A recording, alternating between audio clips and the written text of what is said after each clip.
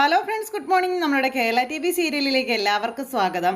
അങ്ങനെ നമ്മുടെ സിദ്ധു പോകാനായിട്ട് ഇറങ്ങുന്നു. എല്ലാവരോടും യാത്രകൾ ഇങ്ങനെ പറഞ്ഞുകൊണ്ടേയിരിക്കുന്നു. ഈ സമയം നമ്മുടെ സുമിത്രയോട്, ഒരിക്കൽ നീ എന്നെ വിളിക്കും, നമ്മൾ ഒരുമിച്ച് താമസിക്കാനുള്ള ആഗ്രഹം നീ എന്നോട് പറയും എന്നൊക്കെ പറയണ സിദ്ധുവിന് ഒരു മറുപടിയും കൊടുക്കാതെ നമ്മുടെ സുമിത്ര അങ്ങനെ നിൽക്കുന്നു. അത് കഴിഞ്ഞ് എല്ലാവരോടും യാത്ര പറഞ്ഞു. അമ്മയെ കെട്ടിപ്പിടിച്ച് ഇങ്ങനെ അമ്മയോടും യാത്ര പറയാം, പിന്നെ എന്നെ ആരും കരഞ്ഞ് യാത്ര അയക്കരുത്, അങ്ങനെയൊക്കെ സിദ്ധു പറയുന്നു.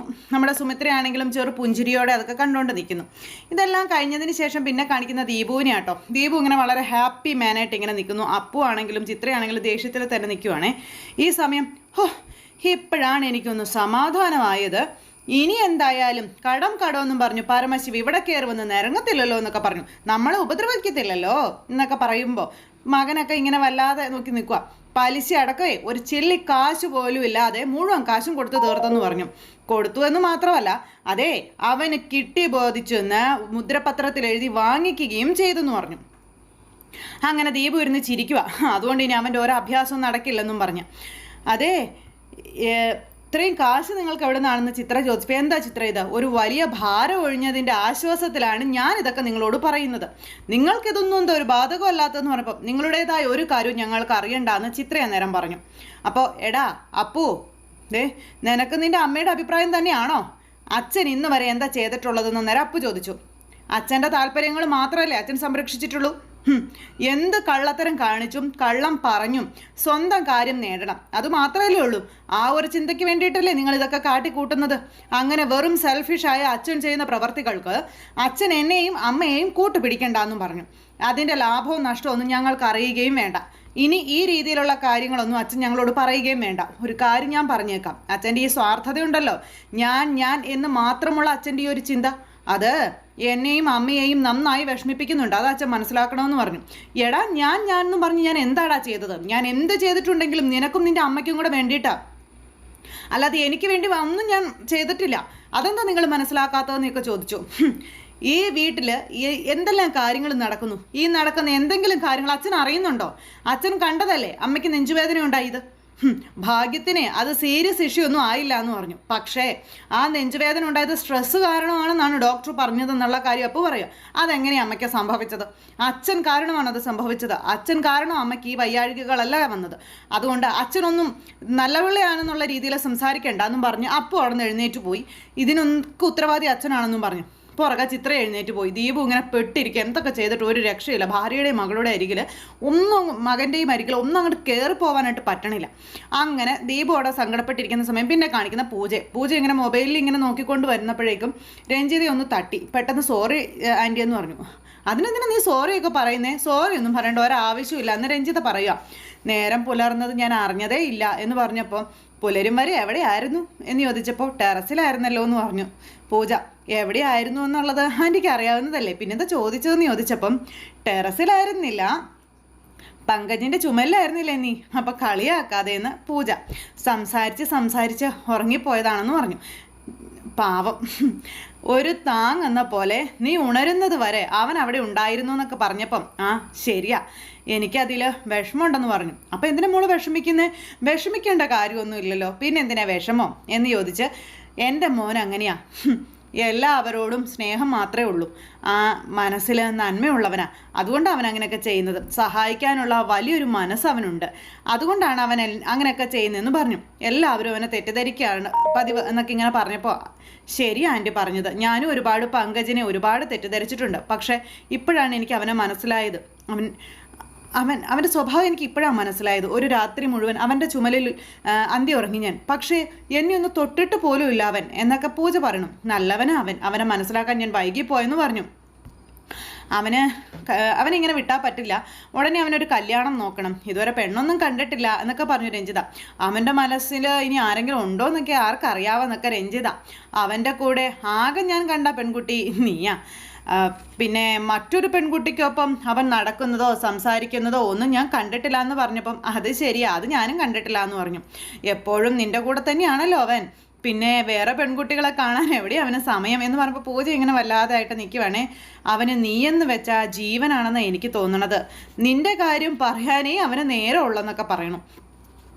അല്ല, ഈ ശത്രുക്കളായിരുന്നു നിങ്ങൾ എപ്പോഴാ ഇത്രയും അടുത്തത് എന്നൊക്കെ ചോദിച്ചപ്പം ഞങ്ങൾ ശത്രുക്കളല്ല എന്ന് തിരിച്ചറിഞ്ഞപ്പോൾ അടുത്തെന്ന് പറഞ്ഞു പൂജ. അപ്പോഴേക്ക് രഞ്ജിത ഹ ഹ ഹ ഹ എന്ന് പറഞ്ഞ് ചിരിക്കാം. അതിൻ്റെ ഒരു മിനിറ്റ് എന്ന് പറഞ്ഞുകൊണ്ടൊരു കോള് വന്നു. ആ കോളെടുത്ത് നമ്മുടെ പൂജ അങ്ങ് പോയി. പൂജ അങ്ങോട്ട് പോയി കഴിഞ്ഞപ്പോഴേക്കും രഞ്ജിത ഇങ്ങനെ അത് ഏറ്റിട്ടുണ്ടെന്നുള്ള ആ ഒരു ഇതിൽ ഇങ്ങനെ നിൽക്കുക. അപ്പോൾ ഇനിയിപ്പോൾ എന്തായാലും അവളുടെ മനസ്സ് മാറി കാണുമോ? അവൾക്ക് പങ്കജിനോട് എന്തെങ്കിലും അടുപ്പം തോന്നി കാണുമോ? അതെയോ ഇനി അവളുടെ അമ്മയ്ക്ക് പിന്നാലെ പോകുമോ? ഇതൊക്കെ ആലോചിച്ച് രഞ്ജിത ഇങ്ങനെ ഇരുന്ന് ആലോചന. അതേസമയം പിന്നെ നമ്മുടെ സിദ്ധു എല്ലാവർക്കും ടാറ്റയൊക്കെ കൊടുത്ത് എല്ലാവരെയും കെട്ടിപ്പിടിച്ച് വീണ്ടും വീണ്ടും വീണ്ടും യാത്ര പറഞ്ഞ് വണ്ടിയിൽ കയറുന്നു. വണ്ടിയിൽ കയറുന്നതിന് തൊട്ട് മുമ്പ് നമ്മുടെ സുമിത്രയൊന്ന് നോക്കി. അപ്പോൾ സുമിത്ര പതുക്കെ കൈ പൊക്കി ഇങ്ങനെ ടാറ്റ കൊടുത്തു. സരസ്വതി അമ്മയാണെങ്കിൽ പൊട്ടിക്കരയാണ്, ഭയങ്കര കരച്ചിൽ. എന്തായാലും സിദ്ധു അങ്ങ് പോയി കഴിഞ്ഞപ്പം എല്ലാവരും വന്ന് ഹോളിലിരിക്കുന്നു. അപ്പോൾ സുമിത്രയുടെ മുന്നിലിരുന്നാണ് സരസ്വതി കരയുന്നത്. അപ്പോൾ സുമിത്ര പറഞ്ഞു, അമ്മ ഇങ്ങനെ കരയല്ലേ എന്ന്. അപ്പം ഞാനിനി എങ്ങോട്ട് പോകും മോളെ എന്ന് സരസ്വതി അമ്മ ചോദിക്കുന്നു. അമ്മ എങ്ങോട്ടും പോകുന്നില്ലല്ലോ എന്ന് സുമിത്ര അന്നേരം പറഞ്ഞു. അമ്മ ഇവിടെ തന്നെ താമസിച്ചാൽ മതിയെന്ന്. അത് കേട്ടപ്പോഴത്തേക്ക് സരസ്വതിയുടെ മുഖമൊക്കെ അങ്ങ് മാറി കേട്ടോ. ഞാൻ നോക്കിക്കോളാം അമ്മയെ എന്ന് സുമിത്ര സരസ്വതിക്ക് ആ വാക്കും കൊടുക്കുന്നു. എന്തായാലും എല്ലാവരും കണ്ടും കേട്ടും ഇങ്ങനെ നിൽക്കുക. അമ്മ ചെയ്തതൊന്നും മറന്നിട്ടല്ല ഞാനിതൊക്കെ പറയുന്നത്, ഇതെൻ്റെ കടമയായതുകൊണ്ടാണ് ഞാനിത് പറയുന്നത് എന്നൊക്കെ സുമിത്ര എന്നിട്ട് പറഞ്ഞേ. സിദ്ധാർത്ഥൻ്റെ അമ്മ എന്നുള്ളതിനപ്പുറം എൻ്റെ മക്കളുടെ അച്ഛമ്മയാണ് നിങ്ങൾ. അതുകൊണ്ട് എനിക്ക് നിങ്ങളെ നോക്കിയേ പറ്റൂ, ഇവർക്ക് നിങ്ങളെ വേണം എന്നൊക്കെ പറയണു. അപ്പോൾ അമ്മേ പിന്നെ പൂജയെ വിളിക്കണമെന്ന് അനിരുദ്ധ അത് കേട്ടപ്പോൾ പറഞ്ഞു. പൂജ നമ്മളോടൊപ്പം വേണം, പുതിയ വീട്ടിലേക്ക് താമസം മാറുമല്ലേ, അവിടെ അവൾ നമ്മളോടൊപ്പം വേണം എന്ന് പറഞ്ഞു. അവൾ താമസിക്കുന്നിടത്ത് ചെന്ന് അവളെ കൂട്ടിക്കൊണ്ട് വരുന്നതല്ലേ നല്ലത് എന്ന് ചോദിക്കുന്നു നമ്മുടെ അനന്യ. അതേന്ന് അനിരുദ്ധം പറഞ്ഞു. എല്ലാവരും അവരവരുടെ സാധനങ്ങൾ പാക്ക് ചെയ്യണം, നമുക്ക് നമ്മുടെ വീട്ടിലോട്ട് പോകണം തുടങ്ങിയ കാര്യങ്ങളൊക്കെ ഇങ്ങനെ പറയാം, ഇപ്പം തന്നെ ഇറങ്ങണമെന്നും പറഞ്ഞു.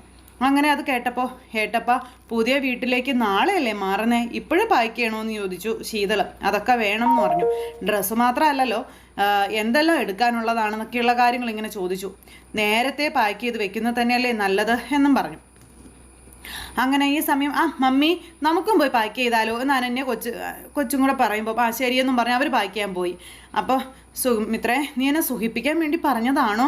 എന്നെ താമസിപ്പിക്കുമോ നീ, അതോ പുറത്താക്കുമോ എന്ന് സരസ്വതിയമ്മ വീണ്ടും ചോദിച്ചപ്പം സുമിത്രയും അമ്മയ്ക്ക് അറിയില്ലേ എന്ന് ചോദിച്ചു. പിന്നെ എന്തിനാ അമ്മ ഇങ്ങനെ ഒരു ചോദ്യം എന്നോട് ചോദിക്കുന്നത്, എന്നാൽ ഞാനും കൂടെ പായ്ക്ക് ചെയ്യട്ടെ എന്ന് പറഞ്ഞിട്ട് സരസ്വതിയമ്മ പായ്ക്കാൻ ഓടുന്നു. സുമിത്ര ഇങ്ങനെ ഇരുന്ന് ആലോചിക്കുക പലതും. അത് കഴിഞ്ഞ് പിന്നെ കാണിക്കാൻ നമ്മുടെ പൂജ കേട്ടോ. പൂജയുടെ ഫോണിലേക്ക് കോള് വന്നു. അതും വേറെ ആരും ആയിരുന്നില്ല, നമ്മുടെ സുമിത്രയുടെ കോളായിരുന്നു.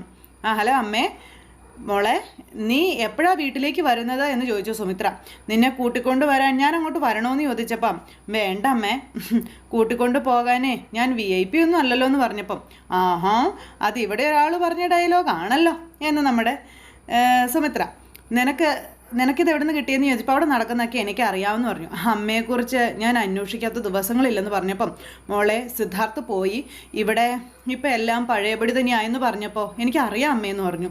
ഇനി മോൾ എപ്പോൾ വരുമെന്ന് മാത്രം പറഞ്ഞാൽ മതി, നീ വന്നിട്ട് വേണം എനിക്ക് മനസമാധാനത്തോടെ ഒന്ന് ഉറങ്ങാനെന്ന് പറഞ്ഞപ്പം സരസ്വതി അച്ചമ്മ അവരുടെ ആയുധമായ നാക്കുകൊണ്ട് എന്നെ ആക്രമിക്കുമോ എന്ന് ചോദിച്ചപ്പോൾ സുമിത്ര ഒന്ന് ചിരിച്ചു. അത് മാത്രമേ എനിക്ക് പേടിയെന്നും പറഞ്ഞു പൂജ. അമ്മ ഒന്നും പറയില്ല, എൻ്റെ മോള് ധൈര്യമായിട്ട് ഇങ്ങ് പോരാൻ പറഞ്ഞു. സിദ്ധാർത്ഥ് പോയതോടെ ആ അമ്മയൊന്ന് തണുത്തിട്ടുണ്ടെന്ന് പറഞ്ഞു. ഇനി എന്നോട് മെക്കിട്ട് കയറാൻ വന്ന അവരെൻ്റെ തനി സ്വഭാവം അറിയുമെന്ന് പറഞ്ഞു പൂജ. നീ ഒന്നിങ്ങോട്ട് വാടി എന്ന് പറഞ്ഞിട്ട് നമ്മുടെ സുമിത്ര വിളിക്കുക. ഒന്നും സംഭവിക്കില്ല, അമ്മയല്ലേ പറയുന്നേ, അമ്മയല്ലേ നിൻ്റെ കൂടെയുള്ളേ, പിന്നെ എന്താ, നീ എപ്പോൾ വരുമെന്ന് പറയാൻ പറഞ്ഞു. രഞ്ജിത ആൻറ്റിയോട് ഇക്കാര്യം ഒന്ന് പറയണ്ടേ, പറഞ്ഞതിന് ശേഷം എപ്പോൾ വരുമെന്ന് ഞാൻ അമ്മയെ വിളിച്ച് അറിയിക്കാം എന്ന് പറഞ്ഞു.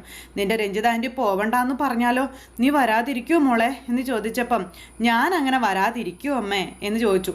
എൻ്റെ അമ്മയ്ക്കരികിലേക്ക് വരുന്നതിൻ്റെ സന്തോഷത്തിലാണ് ഞാൻ എന്ന് പറഞ്ഞപ്പോൾ നീ വരുന്നതിൻ്റെ സന്തോഷത്തിലാണ് ഞാനും എന്ന് പറഞ്ഞു സുമിത്രേ.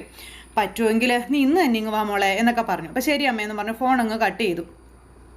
അത് കഴിഞ്ഞപ്പോൾ അതേ സരസ്വതി അമ്മ ശീതളിനെ പിടിച്ചു നിർത്തി ഉപദേശം തുടങ്ങി. അപ്പോഴേക്കും ശീതൾ പറഞ്ഞു, വേണ്ട കേട്ടോ, ഞാൻ അനുഭവിച്ച ടെൻഷൻ എനിക്ക് അറിയൂ എന്നൊക്കെ ഇങ്ങനെ അന്നേരം ശീതൾ പറയാം. എന്ത് ഭാവിച്ച അച്ചമ്മയ്ക്ക് ഇത് എന്തിൻ്റെ കേടാ, അന്ന് സച്ചിനെ മുറിയിൽ കയറ്റിയപ്പോൾ തന്നെ ഞാൻ അച്ചമ്മയോട് പറഞ്ഞതാ ഇനി ഇത് ആവർത്തിക്കരുതെന്ന്. എന്നാ സരസ്വതി അമ്മ പത്രം ഗേറ്റിനടുത്താണ് ഇട്ടത്, അത് ചെന്ന് എടുത്തോണ്ട് വന്നും പറഞ്ഞ് എന്നെ അങ്ങോട്ട് പറഞ്ഞു വിട്ടിട്ട് എന്നിട്ടോ സച്ചിനെ നേരത്തെ തന്നെ വിളിച്ചു വരുത്തി അവിടെ നിർത്തിയിരിക്കുകയായിരുന്നല്ലേ. എന്തിനാ അച്ചമ്മ ഇങ്ങനെയൊക്കെ നാടകം കളിക്കുന്നതെന്ന് ചോദിച്ചപ്പം അവിടെ നിന്ന് കയ്യൊക്കെ പിടിച്ച് കുറേ നേരം സംസാരിച്ചില്ലേ എന്ന് അച്ചമ്മ ചോദിച്ചു. അതിന് നീ എന്നോട് നന്ദി പറയാൻ പറഞ്ഞു. നന്ദി, അമ്മയും അച്ഛനും കണ്ടിരുന്നെങ്കിൽ എന്താകുമായിരുന്നു സ്ഥിതിയെന്ന് ചോദിച്ചപ്പോൾ അവിടെ ഒന്നും സംഭവിക്കാൻ പോണില്ല.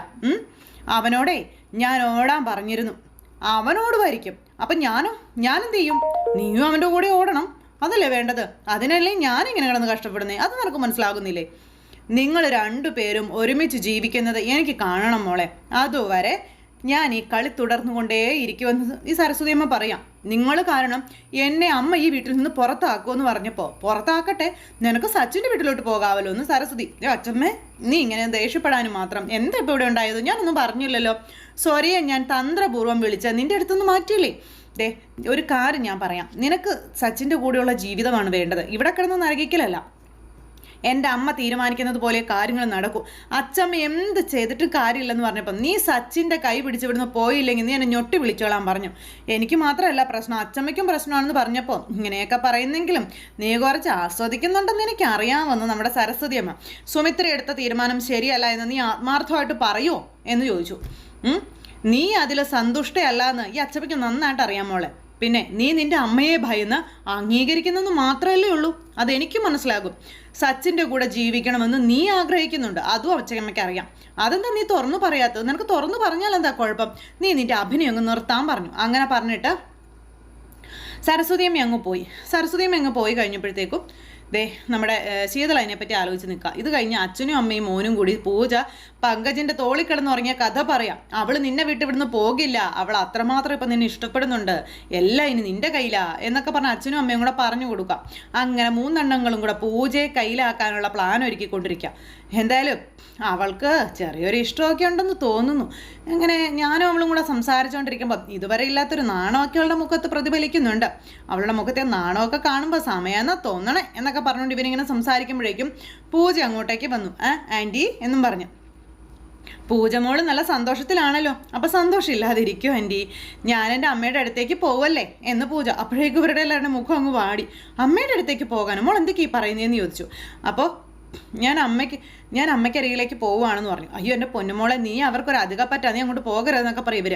അത് തള്ള പറഞ്ഞതല്ലേ, നിനക്കത് മനസ്സിലായില്ലേ? അതൊക്കെ നീ മറന്നു പോയോ എന്നൊക്കെ ചോദിച്ചു. അതൊക്കെ കേട്ടപ്പോൾ പൂജ ഇങ്ങനെ ഒന്നും ആലോചിച്ച് ഇങ്ങനെ നിൽക്കുക കേട്ടോ. മോളെ, ആ സിദ്ധാർത്ഥ് ഉണ്ട് അവിടെ എന്നൊക്കെ പറഞ്ഞ് ഇവരിങ്ങനെ പറയണു. അപ്പോൾ ഇങ്ങനെയൊക്കെ പറഞ്ഞപ്പോൾ എൻ്റെ മോൾ അവിടെ അന്യപോലെ നിൽക്കേണ്ട ആവശ്യമൊന്നുമില്ല എന്നൊക്കെ പറയുന്നു. അപ്പോൾ അതൊക്കെ കേട്ടപ്പോഴേക്കും പങ്കജിൻ്റെ മുഖമൊക്കെ അങ്ങ് മാറി. സുമിത്രയുടെ കൂടെ സരസ്വതി അമ്മയും മക്കളും എല്ലാവരും കാണുമല്ലോ, എന്തിനാ മോളെ നീ അവർക്കിടയിൽ അതിൻ്റെ ഒന്നും ആവശ്യമില്ല എന്ന് പറഞ്ഞപ്പോൾ അപ്പോൾ സിദ്ധു പോയ കാര്യമൊക്കെ പൂജ ഇങ്ങനെ ഇവരോട് പറഞ്ഞു. ഇതൊക്കെ കേട്ടപ്പോൾ ഇവരുടെ കയ്യിൽ നിന്ന് ഓരോന്ന് പോയിക്കൊണ്ടിരിക്കുക. പെട്ടെന്ന് അതൊന്നും കുഴപ്പമില്ല, അമ്മയെ വിട്ട് അധികം നാളെ എനിക്ക് നിൽക്കാൻ പറ്റില്ല എന്നുള്ള കാര്യങ്ങൾ പറയുകയാണ് പൂജ. അപ്പോൾ പൂജ, ഞങ്ങളുടെ ഭാഗത്ത് നിന്ന് വിഷമിപ്പിക്കുന്ന എന്തെങ്കിലും ഉണ്ടായിട്ടാണോ നീ, അതാണോ പെട്ടെന്ന് നീ തിരിച്ചു പോകുന്നതെന്ന് പങ്കജ് ചോദിച്ചപ്പോൾ ഞാൻ ഇവിടുന്ന് പോകുന്നത് സന്തോഷത്തോടെയാണെന്ന് പൂജയും പറഞ്ഞു.